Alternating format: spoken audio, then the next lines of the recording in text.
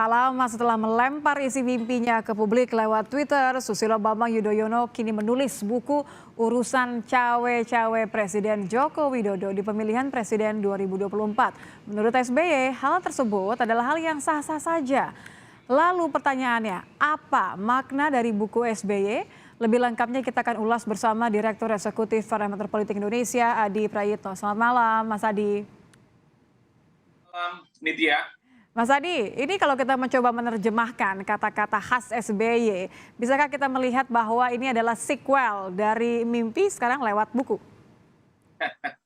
Ya, saya kira dua hal yang berbeda. Kalau tweet sebelumnya SBY itu menunjukkan harapan supaya ada islah politik, supaya ada rekonsiliasi politik antara ketiga presiden ya, SBY, Megawati Soekarno Putri, dan Jokowi. Dan itu difasilitasi oleh presiden terpilih di 2024 nanti. Nah, kalau soal buku cawe-cawe Jokowi, saya kira adalah satu hal yang ingin ditegaskan oleh SBY bahwa sebenarnya menjadi seorang presiden boleh saja cawe-cawe, tapi cawe-cawenya itu harus dalam konteks demokrasi, dalam konteks kebangsaan, dan tentu untuk kebaikan bangsa dan negara. Jadi SBY ini sebenarnya ingin tunjukkan kepada Jokowi bahwa jadi presiden itu ya seperti SBY lah gitu ya. Bahwa jadi presiden itu cawe-cawenya cawe-cawe yang baik. Makanya Jokowi mencontohkan dulu ketika mencoba untuk mendamaikan antara dua institusi yang saling bersitegang, antara cicak dan buaya, antara KPK dan polisi. Kan SBY menjelaskan secara gamblang dulu, khawatir ada orang menuduh SBY akan cawe-cawe. Tapi dengan penuh kehati-hatian, maka islah kedua lembaga yang bersitegang itu bisa diselesaikan. Itu kan yang sebenarnya ingin disampaikan oleh SBY. Yang ketiga, ini ciri khas SBY, statement-statement politiknya selalu bersayap. Satu sisi menyatakan Jokowi tidak akan cawe-cawe, tapi pada saat yang bersamaan SBY ini kan menggunakan logika publik, menggunakan pembicaraan-pembicaraan publik untuk mengkritik Jokowi. Contoh, SBY meyakini bahwa Jokowi tidak akan mungkin cawe-cawe tentang konfigurasi Pilpres 2024. Tapi pada saat yang bersamaan SBY mengatakan, tapi tidak benar kalau Jokowi kemudian menggunakan instrumen kekuasaan politiknya, menggunakan fasilitas negara untuk mendukung salah satu calon tertentu dan menolak calon yang lain. Itu kan sebenarnya SBY ingin menegaskan, ingat loh Pak Jokowi bahwa tidak boleh menggunakan instrumen kekuasaan apapun dalam konteks mendukung capres tertentu di Pilpres. Itu artinya apa? SBY ini pintar sebenarnya untuk menyampaikan kepada publik bahwa Jokowi ini layak untuk diperhatikan, Jokowi ini layak untuk dipantau. Khawatir cawe-cawenya Jokowi ini abuse of power, menggunakan kekuasaan-kekuasaan untuk kepentingan diri dan kelompoknya, tidak untuk kepentingan bangsa dan negara. Saya kira di situ poinnya. Tapi berhenti hanya di situ ya, tidak kemudian khawatir karena kan Demokrat juga punya kepentingan, masih ingin kemudian mengusung kadernya, masih mengusung ketumnya nih untuk kemudian menjadi atau masuk kontestasi politik. Iya, tapi kan bagi pendukung Jokowi apa yang disampaikan oleh SBY ini kan bluffing gitu, bahwa seakan-akan SBY lah presiden paling top di negara ini, kan begitu. Ini kan terkesan bahwa SBY ingin ngajari Jokowi menjadi presiden yang baik itu seperti apa. Kalau mau cawe-cawe yang baik itu seperti apa. Padahal bagi pendukung Jokowi, SBY nggak begitu juga. Pasti ada cawe-cawe, pasti ada intervensi, dan tentu main mata juga dalam politik. Tapi nada-nada di dalam buku ini, Mas Adi, sorry saya potong, nada-nadanya ini cukup nggak untuk memberikan sinyal bahwa rekonsiliasinya ini terjadi antara, Anda harus pilih antara Jokowi dengan SBY saja atau lebih jauh lagi nih SBY dengan PDIP? Kalau membaca rata-rata secara umum tentu yang diinginkan adalah rekonsiliasi kelembagaan ya, antara Partai Demokrat dan PDIP. Nah, kunci untuk mendamaikan dua partai ini tentu adalah islah politik yang terjadi antar elit, yaitu Megawati Soekarno Putri dan SBY. Jadi partai ini akan ngikut kemana arah ya islah politik yang kemudian akan dilakukan oleh elit PDIP. Dalam hal ini Megawati Soekarno Putri dan elit Partai Demokrat, SBY dalam konteks ini. Jadi partai itu sebenarnya adalah backbone sebenarnya, tapi juru kuncinya adalah SBY dan Megawati.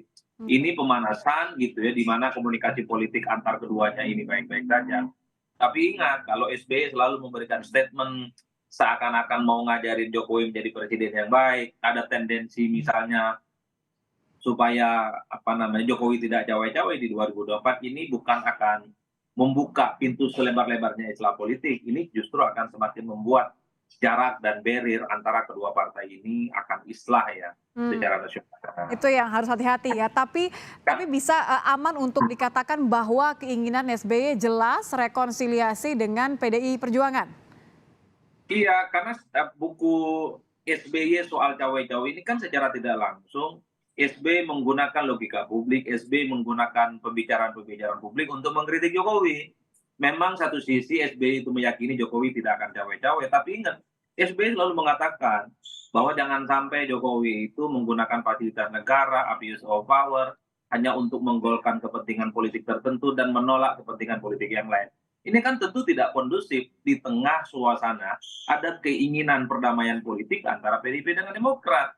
Tentu ini tidak kondusif dalam konteks di mana SBY berharap ada pertemuan dengan Mega dan Jokowi dan bisa satu gerbong untuk melakukan islah secara politik secara nasional. Oleh karena itu, kalau memang SBY berharap rekonsiliasi itu terjadi, maka kritik-kritik yang bisa mendiskreditkan, yang menyudutkan Jokowi, yang menyudutkan PDIP memang saat ini memang harus Harus diredam ya. Tapi ada kalimat begini, Mas Adi, tak masalah kalau Jokowi tak suka sama Anies. Ini jadi arahnya kemana nih arah rekonsiliasi atau justru malah memperbesar jarak islah tadi? Iya kan sebenarnya SBY ini ingin mengungkapkan sisi dalam tanda kutip sesuatu yang selama ini memang menjadi konsumsi publik bahwa misalnya Jokowi tidak suka Anies, Jokowi akan menentukan capres itu hanya akan 2 poros. Pada akhirnya yang bisa menentukan soal siapa yang boleh jadi capres dan cawapres itu adalah Jokowi bukan yang lainnya. Ini kan sisi-sisi negatif yang tentu saja tidak kondusif, ya tidak konsolidatif untuk merajut bagaimana islah politik yang harus dibangun antara SBY dengan Mega, antara Demokrat dengan PDIP.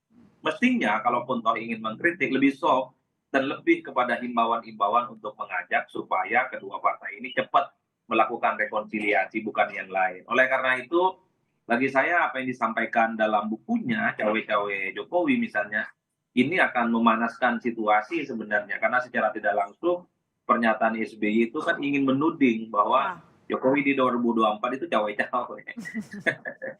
Kalau katakan saja tentu masih banyak kemungkinan yang terjadi ya, apalagi kalau misalnya nanti yang kita nantikan adalah pertemuan antara SBY dengan Megawati.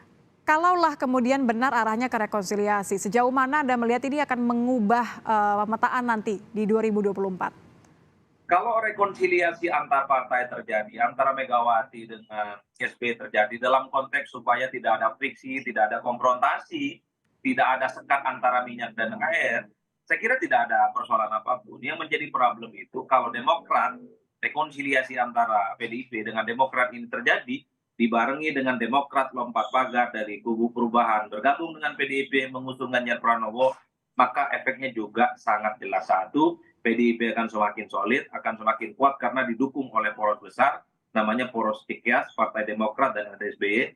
Implikasi terburuknya adalah sangat mungkin Anies Baswedan itu akan wassalam gagal untuk mendapatkan tiket pencapresan di 2024 karena tidak mencukupi ambang batas presiden 20%.